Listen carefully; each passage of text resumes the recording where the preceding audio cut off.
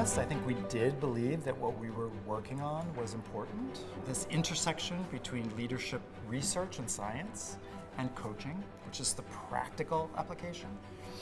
No one had written a book that really integrated those two things quite in the way that we embarked on that journey. Safe to say we do feel and did feel that we were doing something valuable. Now, whether we thought that was going to lead to us winning an award at the Thinkers 50, no. So it's a big surprise. It's a huge honor. My co-author, Margaret, I wish she were here. But in inimitable fashion, she lives in Boston. And she basically said to me, it's so great to be nominated, but we won't win if you look at the people that we're competing against. I said I would come to represent us. In a world that we live in today, leadership is becoming more and more crucial, both in organizations and in communities and in countries. Being an effective leader is something that I think has always been thought of as an individual trait. You're born a leader, you're charismatic, and we read a lot of stories about leaders. There's a lot of famous entrepreneurs that write their story, and they're great. They're entertaining, people look to emulate them. Some of them are really inspiring, so I'm all for those kind of books. I read them myself.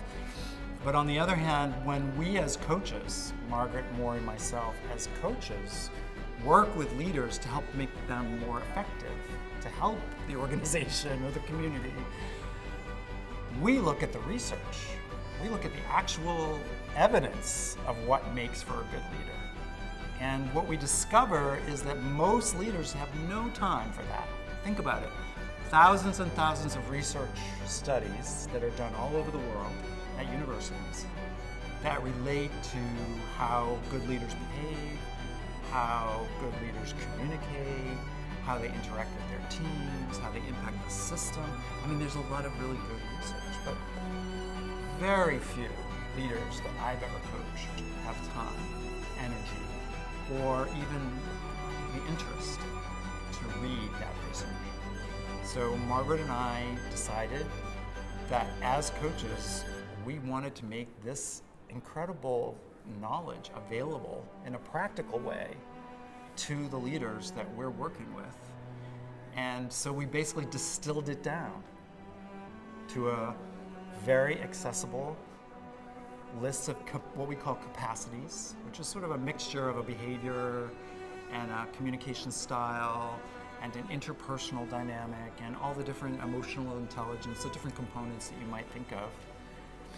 And then good science, summarized so that they could read it, accessible, and some really good coaching stories so that there's practical tips for them, whoever reads this book, whether it's CEOs or new leaders, to be able to put that into practice. And that was became a mission for us to do. This idea of regenerative leadership and a regenerative mindset for people, or a consciousness for people to have, which to my way of seeing the world is about shifting our sense of belonging with nature from being the overlord of nature, sort of being the controlling. We've always been having this ongoing debate for hundreds of years of, are human beings animals? Dogs and cats live over there, and we're humans. But the reality is, we're all sharing this planet together. And if the planet is going to be sustained, livable, if we're going to have a decent humanity on the planet, we have to be part of the solution, not overlords of the solution.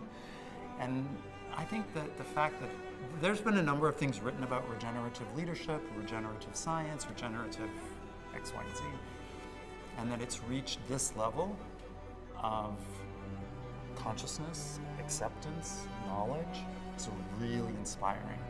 We need to move quickly. So having some of the best thinkers in the world focused on these themes crucial and exciting. It's exciting to be part of it. If on the one end of the spectrum, the planet doesn't get taken care of, it's our home. And when we talk about regeneration, we talk about the cycles of life, the way authors like Paul Hawkins and others, I mean, we have to retain and be aware of the impact that we're having on our home. I think that's the core of regeneration. The ideas that management needs to hook into, express, spread, communicate to the world are how to retain our humanity as we build out artificial intelligence, to really watch closely what we're doing so that we're not having blinders around the impacts. And ultimately that impact, ironically, will circle all the way back around to the planet. So I would hope that the future in management thinking is regenerative intelligence.